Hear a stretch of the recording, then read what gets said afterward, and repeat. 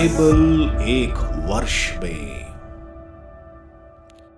नमस्कार, आप सबका बाइबल एक वर्ष में स्वागत है। आप सब ने जो कदम उठाया है प्रभु के वचन सुनने के लिए, यह हमारे जीवन के अंधेरों को दूर करेंगे और हमें प्रभु के प्रकाश में चलाएंगे। आज हम सैमुअल के पहले ग्रंथ का अध्याय 31, सैमुअल के दूसरे ग्रंथ का अध्याय 1, आयुब के ग्रंथ का अध्याय 35 और प्रवक्ता ग्रंथ का अध्याय 4 सुनेंगे। प्रभु का वचन सुनने से पहले आइए हम ईश्वर से प्रार्थना करें। हे प्रभु, हम आपका वचन सुनने वाले हैं।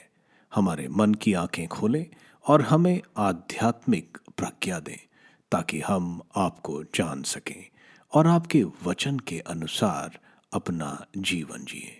यह हम मांगते हैं आपसे प्रभु यीशु के नाम, आमीन।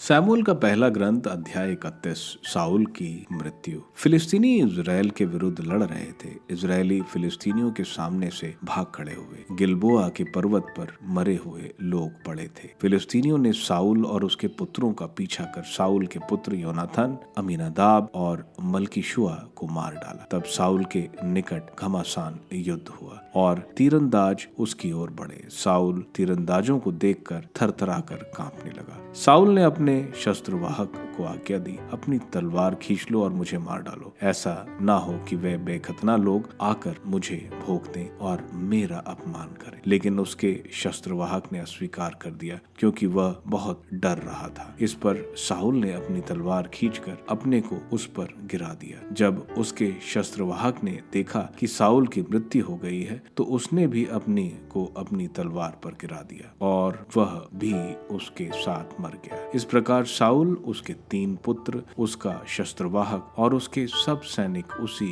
दिन मर गए। जब मैदान के ओर यारदन के उस पार रहने वाले इजरायलियों ने देखा कि इजरायली सैनिक भाग रहे थे तथा साउल और उसके पुत्र मरे पड़े हुए हैं, तो वे अपने नगर छोड़कर भाग निकले। फिलिस्तीनी आकर उनमें बस गए। दूसरे दिन मरे हुए लोगों को लूटने के लिए फिलिस्तीनी आ पहुंचे। उन्होंने साउल और उसके 3 पुत्र को पा लिया जो गिलबोआ के पर्वत पर मारे गए थे। उन्होंने साउल का सिर काट लिया, उसका कवच उतार डाला और अपने देवताओं तथा लोगों को विजय की सूचना देने फिलिस्तीनियों के देश भर में दूत भेजे। उन्होंने उसके अस्त्र शस्त्र अस्तारा देवियों के मंदिरों में रख दिए और उसका शव बेतशान की 4 दीवारी पर लटका दी। फिलिस्तीनियों ने साउल के साथ जो किया था, जब गिलियाद के याशोब के निवासियों ने वह सुना, तब सब युद्ध योग पुरुष प्रस्थान कर और सारी रात चलकर साउल और उसके पुत्रों के शव बेतशान की 4 दीवारी से उतार कर याबेश ले आए और वहां उनको जला दिया। फिर उन्होंने उनकी अस्थियां याबेश के झाऊ वृक्ष के नीचे दफना दी और 7 दिन तक उपवास किया। सैमुअल का दूसरा ग्रंथ अध्याय 1, दाऊद को साउल की मृत्यु का समाचार। साउल की मृत्यु के बाद दाऊद ने अमलेकियों को हराकर सिकलैग में 2 दिन बिताए।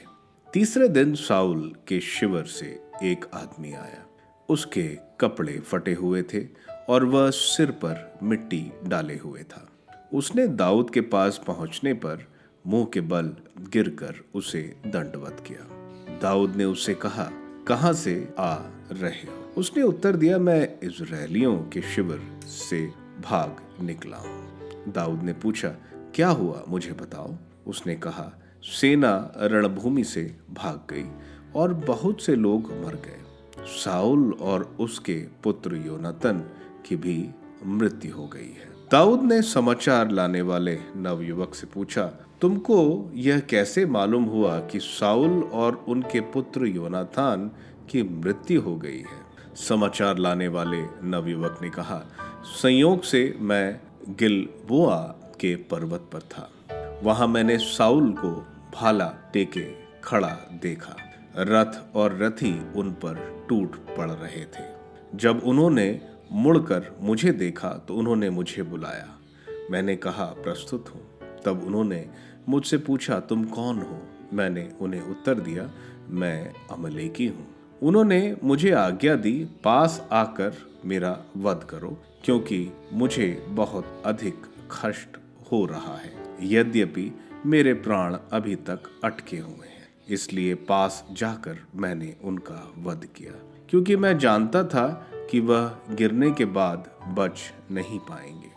जब मैं उनके पैर का मुकुट और उनका भुजबंद यहाँ अपने स्वामी के लिए ले आया हूँ। दाऊद ने अपने कपड़े फाड़ डाले और उसके साथ के सब लोगों ने ऐसा ही किया। वे विलाप करने लगे और रोने लगे, क्योंकि साउल, उसका पुत्र योनाथन और ईश्वर की प्रजा इज़राइल का घराना, ये सब तलवार के घाट उतार दिए गए थे। और उन्होंने शाम तक उपवास किया। दाऊद ने समाचार लाने वाले युवक से पूछा, तुम कहाँ के निवासी हो? उसने उत्तर दिया, मैं एक प्रवासी का पुत्र हूँ, अमलेकी हूँ। तब दाऊद ने उसे फटकारा, प्रभु के अभिषिक्त व्यक्ति को मारने के लिए अपना हाथ उठाते हुए तुम्हें डर नहीं लगा? तब दाऊद ने एक नवयुवक को बुलाकर आज्ञा दी, आओ इसका वध करो, और उसने उसे मार डाला। दाऊद ने उससे कहा, तुम्हारा खून तुम्हारे सिर पर पड़े। तुमने अपने मुंह से स्वयं कहा कि मैंने प्रभु के अभिषिक्त का वध किया है। दाऊद का शोक गीत। इसके बाद दाऊद ने साउल और उसके पुत्र योनाथन पर यह शोक गीत गाया। उसने कहा कि इसे यूदा के पुत्रों को भी सिखा दिया जाए। वह सिद्ध मिरियों के ग्रंथ में उल्लेखित है। साउल और योनाथन इज़राइल के गौरव पर्वत पर मारे गए।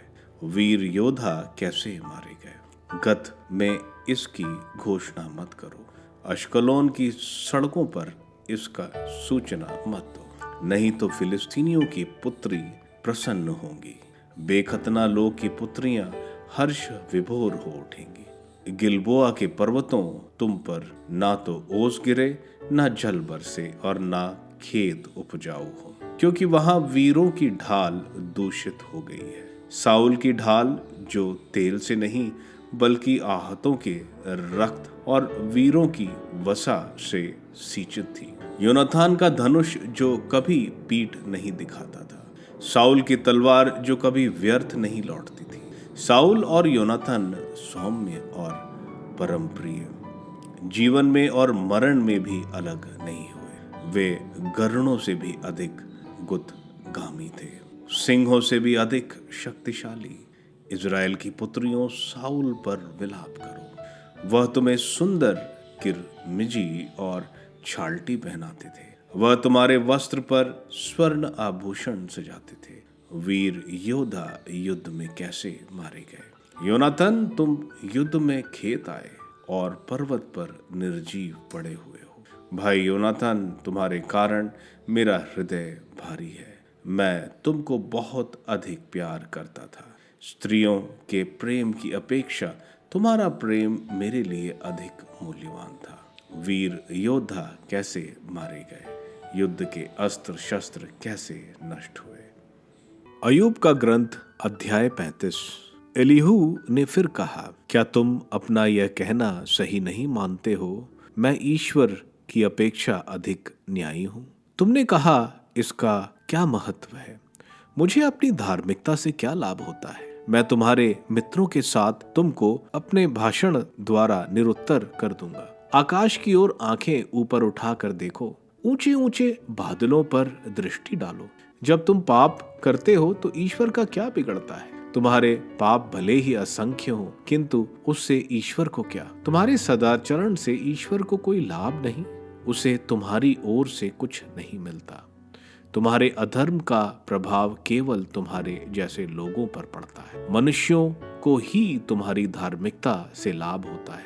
अत्याचार से पीड़ित मनुष्य दुहाई देते हैं, वे शक्तिशालियों से दबकर आह भरते हैं। कोई यह नहीं कहता, मेरी वह सृष्टिकर्ता कहाँ है, जो लोगों को रात में गीत गाने के लिए प्रेरित करता है, जो पृथ्वी के पशुओं द्वारा हमें शिक्षा देता और हमें आकाश के पक्षियों से अधिक समझदार बनाता है। दुष्टों के अहंकार के कारण ईश्वर मनुष्यों की दुहाई का उत्तर नहीं देता। ईश्वर उनकी खोखली दुहाई नहीं सुनता। सर्वशक्तिमान उस पर ध्यान ही नहीं देता। अय्यूब, ईश्वर तुम्हारी बात नहीं सुनेगा, क्योंकि तुमने कहा, ईश्वर मुझे दिखाई नहीं देता। मेरा मामला उसके सामने है और मैं प्रतीक्षा करता हूँ। यदि वह भी क्रुद्ध होकर हस्तक्षेप नहीं करता और तुम्हारी चुनौती स्वीकार नहीं करता तो तुम बेकार डींग मारते और बेसिर पैर की बात करते हो।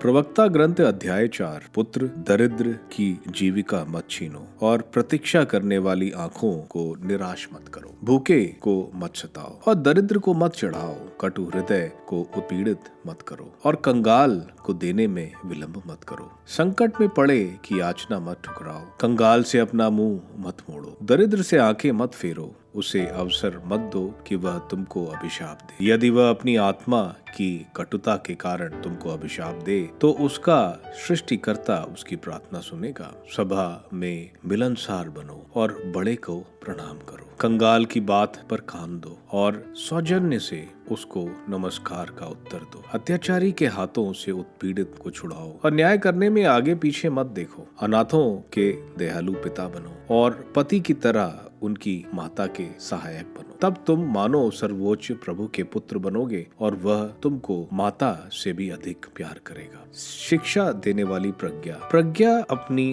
प्रजा को महान बनाती है। जो उसकी खोज में लगे रहते हैं वह उनकी देखरेख करती है। जो उसे प्यार करता है वह जीवन को प्यार करता है। जो प्रातः काल में उसे ढूंढता है वह आनंदित होंगे। जो उसे प्राप्त कर लेता है वह महिमान्वित होगा। वह जहाँ कहीं जाएगा प्रभु उसे वहाँ आशीर्वाद प्रदान करेगा। जो उसकी सेवा करते हैं वह परम पावन प्रभु की सेवा करते हैं। जो उसे प्यार करते हैं प्रभु उनको प्यार करता है। जो उसकी बात मानता है वह न्याय संगत निर्णय देता है। जो उसके मार्ग पर चलता है उसका निवास सुरक्षित है। जो उस पर भरोसा रखता है वह उसे प्राप्त करेगा और उसका वंश भी उसका अधिकारी होगा। प्रारंभ में प्रज्ञा उसे टेढ़े मेढ़े रास्ते पर ले चलेगी और उसकी परीक्षा लेगी। वह उसमें भय तथा आतंक उत्पन्न करेगी। वह अपने अनुशासन से उसे उत्पीड़ित करेगी और तब तक अपने नियमों से उसकी परीक्षा करती रहेगी जब तक वह उस पर पूर्णतः विश्वास नहीं करती। इसके बाद वह उसे सीधे मार्ग पर ले जाकर आनंदित कर देगी और उस पर अपने रहस्य प्रकट करेगी। वह उसे ज्ञान और न्याय का विवेक प्रदान करेगी। किंतु यदि वह भटक जाएगा तो वह उसका त्याग करेगी और उसे विनाश के मार्ग पर आगे बढ़ने के लिए छोड़ देगी। निर्भीक धार्मिकता। परिस्थिति के अनुसार आचरण करो। अपने को बुराई से दूर रखो और तुम्हें अपने पर लज्जा नहीं होगी, क्योंकि एक प्रकार की लज्जा पाप की ओर ले जाती है और दूसरे प्रकार की लज्जा महिमा और सम्मान की ओर। दृष्टता के कारण अपनी हानि मत करो और अपने पतन का कारण मत बनो। अपने पड़ोसी के रोब को अपने पतन का कारण ना बनने दो। अवसर आने पर बोलने में संकोच मत करो और अपनी प्रज्ञा को मत छिपाओ, क्योंकि प्रज्ञा भाषा में और ज्ञान शब्दों में प्रकट होता है। सत्य का विरोध मत करो और नम्रता से अपना ज्ञान स्वीकार करो। अपने पाप स्वीकार करने में संकोच मत करो। पाप के कारण किसी की अधीनता स्वीकार मत करो। शक्तिशाली का विरोध मत करो। नदी के प्रवाह का सामना मत करो। मृत्यु तक न्याय के लिए संघर्ष करो और प्रभु ईश्वर तुम्हारे लिए युद्ध करेगा। जब तुम करनी में आलसी और निष्क्रिय होगे तो कथनी में दृष्ट मत बनो। अपने दासों को निकाल कर और अपने अधीन लोगों पर अत्याचार कर अपने घर में सिंह मत करो बनो। लेने के लिए अपना हाथ मत पसारो और देने के लिए उसे बंद मत रखो। सैमुअल के पहले ग्रंथ के अध्याय 31 में हम देखते हैं हमें फिलिस्तीनी और इजरायली के युद्ध के बारे में बताया जा रहा है। सॉल के तीनों पुत्र मारे जाते हैं और सॉल भी घायल होता है। सॉल अपने आर्मर बेरर को बता रहा है कि उसको मार दे, लेकिन वो अपने आप को खुद मार लेता है और उसका आर्मर बेरर भी अपने आप को मार लेता है। जैसा सैमुअल ने बोला था कि सॉल और उसके पुत्रों की एक साथ मृत्यु होगी, वैसा ही होता है। फिलिस्तीनी सॉल और उसके पुत्रों के सर काटकर बेतशेन की दीवार पर टांग देते हैं ताकि इजरायली का मनोबल टूटे। यहाँ पर जबेश गिलियाद के लोग जिनकी दाहिनी आंख निकाली गई थी और साउल ने उनको बचाया था, वह आकर उनके शरीर ले जाते हैं और उसको जलाते हैं, क्योंकि शरीर की हालत बहुत खराब थी, और हड्डियां दफना देते हैं। सॉल ईश्वर द्वारा चुना हुआ राजा था, वह ईश्वर के प्रति आज्ञाकारी नहीं रहा। वह चाहता तो काफी कुछ कर सकता था।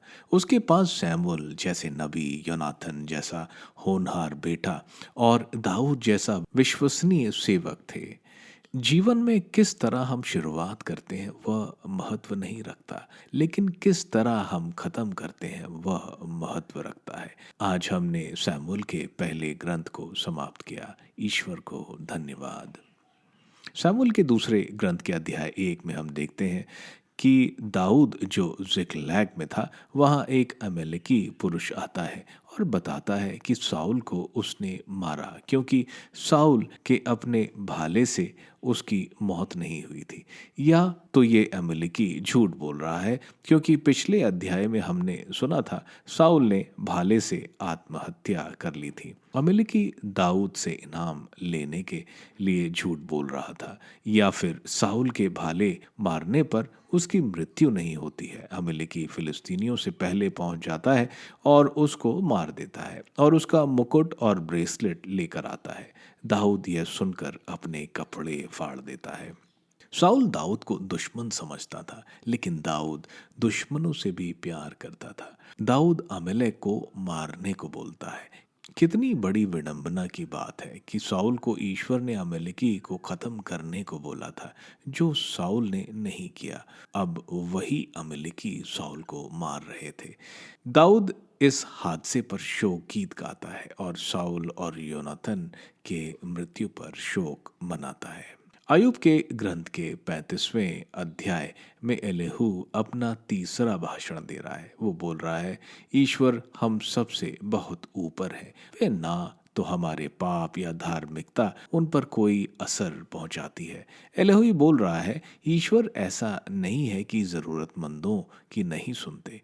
ईश्वर इसलिए नहीं सुनते क्योंकि मनुष्य ईश्वर पर भरोसा नहीं रखते। प्रवक्ता ग्रंथ के अध्याय 4 में हम देखते हैं क्या जिम्मेवारियां हैं एक बुद्धिमान व्यक्ति के एक गरीब के प्रति। 5 शाप किस तरह से गरीबों से व्यवहार नहीं करना चाहिए और 4 पुरस्कार उन लोगों को जिनमें विनम्रता जो एक बुद्धिमान मनुष्य में होनी चाहिए। आगे प्रज्ञा की प्रशंसा की जा रही है। यहाँ प्रज्ञा को एक माँ की तरह बताया जा रहा है, जो अपने बच्चों को अनुशासित करती है ताकि वे सफल हो जाएं। आप सबको धन्यवाद ईश्वर के वचन सुनने के लिए। मैं आपसे विनती करता हूं कि आप बाइबल एक वर्ष में को दूसरों के साथ शेयर करें, क्योंकि प्रभु का वचन स्वयं प्रभु यीशु है। प्रभु को दूसरों को देने वालों को प्रभु की आशीष जरूर मिलेगी। मैं आप सबका बड़ी बेसब्री से कल इंतजार करूंगा। धन्यवाद।